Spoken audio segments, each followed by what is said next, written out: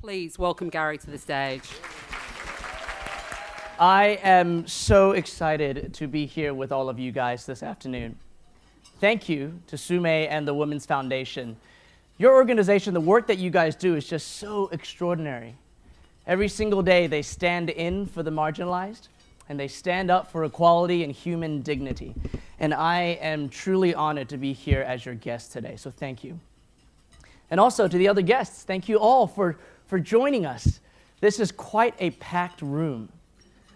This is impressive. Well done, Women's Foundation. Now, Sume's been trying to convince me that it's because I'm speaking, which I very, very much doubt. In fact, I have to apologize, because if I weren't speaking, the room would be double the size. If you are here to hear me talk, I have to apologize ahead of time, because I'm definitely not worth the cost of your table. I'm the kind of value that you pay for with your octopus card, okay? That's who I am. Kimberly, thank you so much for that introduction. It sounded so accomplished that it was definitely fake news. And so I'm going to reintroduce myself so that I can set the record straight. I was born in Anaheim, California, next to Disneyland, to Taiwanese parents. Both sides of my family are Waisenren, so my grandparents left China with the retreating Kuomintang army to Taiwan, and that's where my parents were born and raised. I lived in Taipei myself from shortly after I was born to about 5 years old. Now, during that time, I attended for kindergarten an international Catholic kindergarten. And the reason was because as an American citizen, I wasn't eligible to attend the national schools. And so very much from the very, very beginning, I felt a little bit separated. And I still remember this as a kid from the community that I was surrounded by there in Taipei.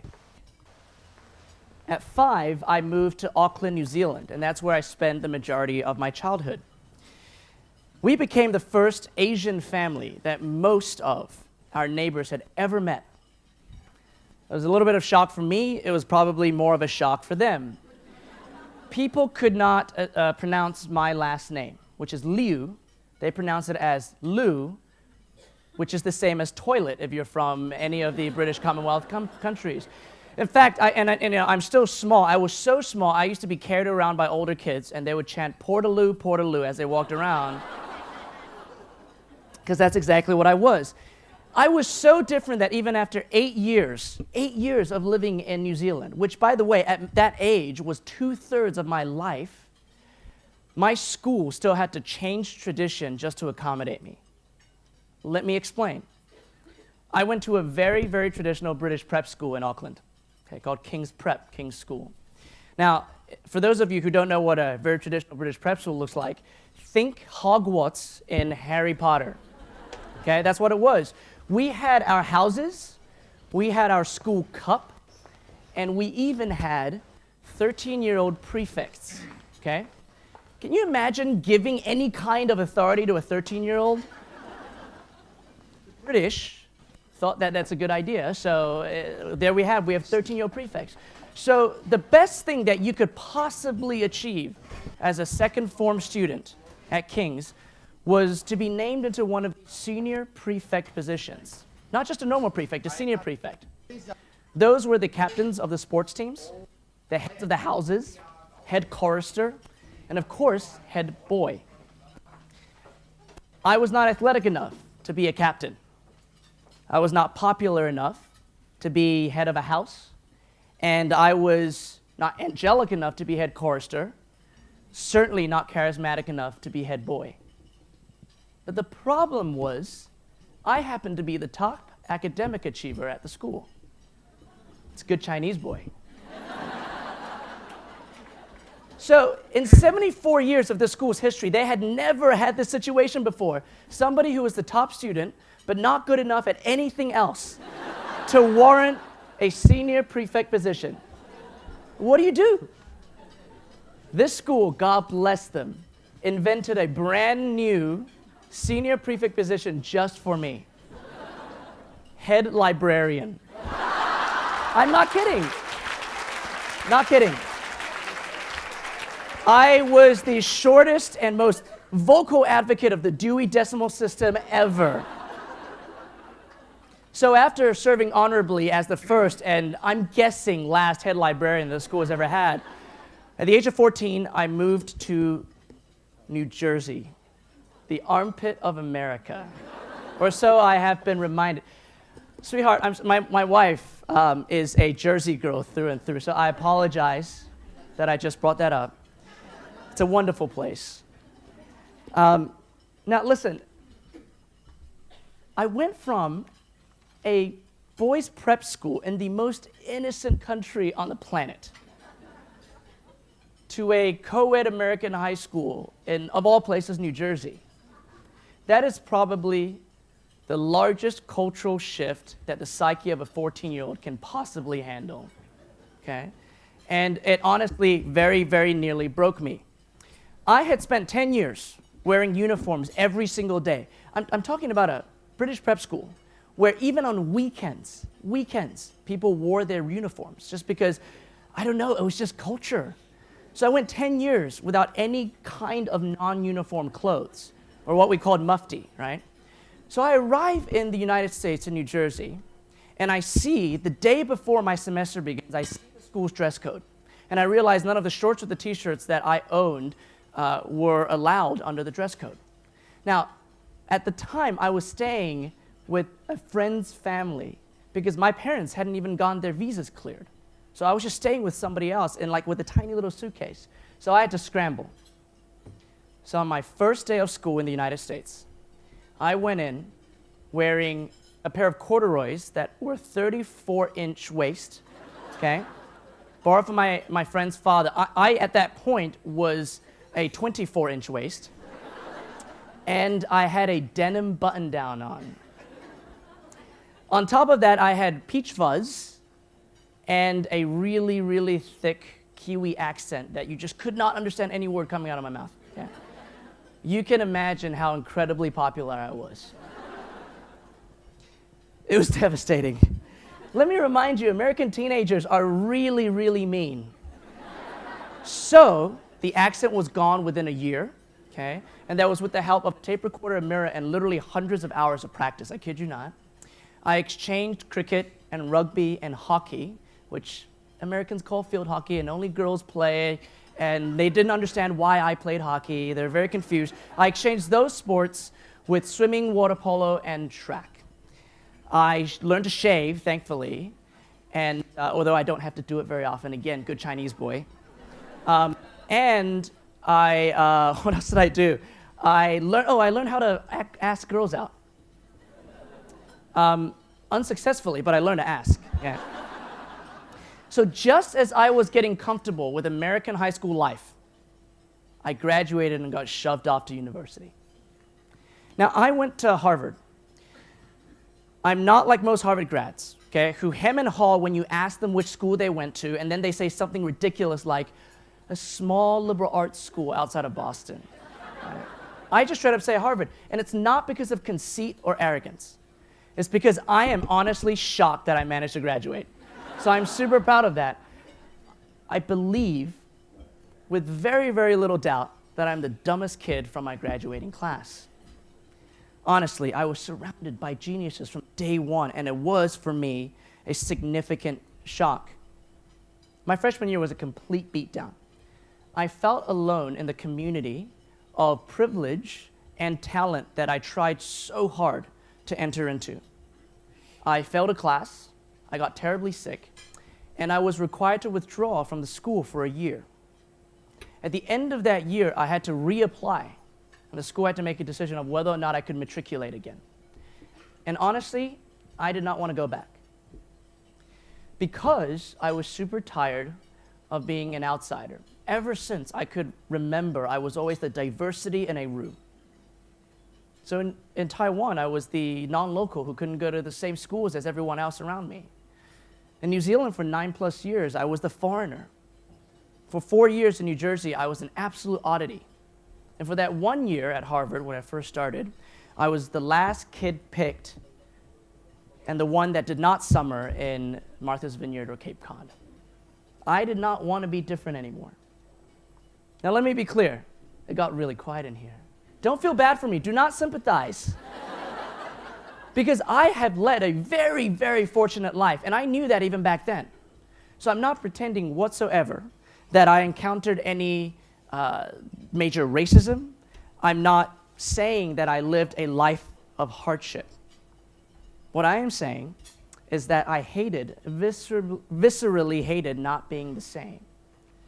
I actually prayed to be homogenous, to be thought of and to think like everyone else around me.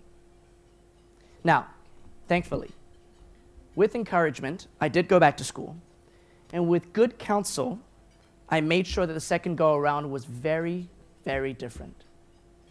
It turns out Harvard is not just, each class in Harvard is not just 1,600 very rich, smart kids. That was my terrible attempt at a Boston accent. Park the car in Harvard Yard. All right, we'll move on. I actually had a choice of who to meet and who to spend time with. There was a biochemist from small-town Nigeria, a cheerleader from Columbus, Ohio, a Singaporean social activist who served in the military before joining us at school, a world-class mathematician from Indiana who spoke at length with me about his struggles with suicide, a pre-med student from New Jersey who was trying to reconcile his Catholic faith with his sexuality, and a lawyer's daughter from China, intent on fighting for immigrant rights. In case you were wondering, the cheerleader was a man, and the biochemist from Nigeria, a woman. I found myself surrounded by the diversity that I was trying so hard to reject. My brain completely rewired. I began to understand cultures and contexts and circumstances that were not my own and those that I had grown up in. My perspective of the world broadened and my curiosity deepened very, very quickly. I left the school eventually, graduated, appreciating why diversity made Harvard so great. And it wasn't just because they had the determination to let in a bunch of kids that were different. It was because that determination made all of us better. I graduated a better man because the school pursued on my behalf diversity of thought. That realization continues to be super crucial for me today. As you know, my job is in the intersection of media and technology, and these are two sectors that have a lot of improving to do when it comes to diversity. In the United States, of all the newspaper bylines and all the TV broadcast appearances, only 37% are of or from women, 51% of the population. And only 13% of newsroom employees in the US are minorities. This is a group of people who make up 35% of the country. Not surprisingly, 3/4 of African Americans and 2/3 of Hispanics do not believe that mainstream media represent them and their communities and their interests. And do we even need to talk about tech? I mean, we're talking about an industry that sends out press releases when the media incorrectly quotes a company's female engineer ratio at 17% instead of 19%. Okay? We send out press releases to correct that. It is also an industry where the bamboo ceiling is very, very, very real. Less than 20% of senior leadership in Silicon Valley is Asian, even though 35% of all employees look like me. And by the way, white employees in Silicon Valley make up 55% of the employee base and 72% of senior leadership right now. Yes, I understand that there are other factors at work right now, and it's not just inherent bias. As Sume mentioned, we still have, we under-index way too much underrepresentation of women in STEM education across all grades. And I also understand that Asian cultural norms do not encourage the personality traits that over-index an American-style leadership. But I just don't believe that our industries are doing enough. They're not doing their best. And I don't need another discouraging story to come out of Uber or another patronizing venture capitalist speech to convince me of that. Now, what happens when these two industries meet? It turns out, at Confluence, can make things even worse. I'm an optimist, by the way. Let me clarify one thing before I make the next point. Diversity by appearance, I believe, means next to nothing. Believe it or not, there can be people who look nothing like me, that believe and think exactly like me, that like the things I like and hate the things I hate, and I just don't see how that helps. And I see companies make this mistake all the time in their hiring and their product creation. Diversity of thought is the key. Great culture in a company is not everyone agreeing with the CEO.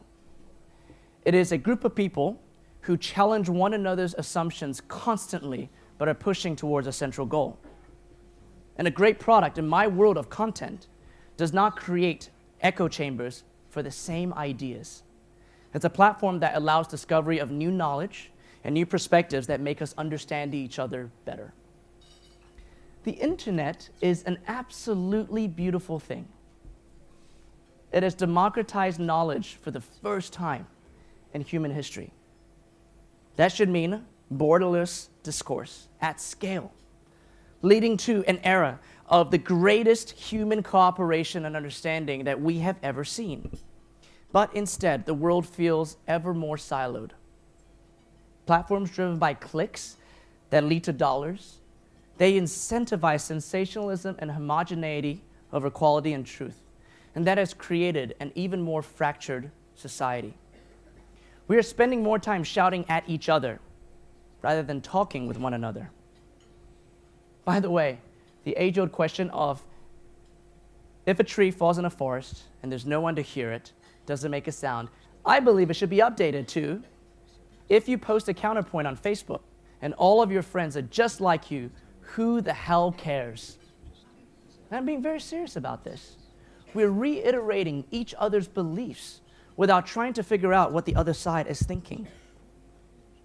Here's my challenge to media and technology companies. And by the way, I'm talking to my own team from the South China Morning Post here. Build companies and products that pursue diversity of thought. Put your energy into creating discourse, whether that's in your own office or amongst your users. We do not all have to agree. In fact, we probably shouldn't all the time. Don't discourage difference in thought and belief just because it is bad for business. Because long-term it won't be. Instead, encourage curiosity as a foundational employee and user experience.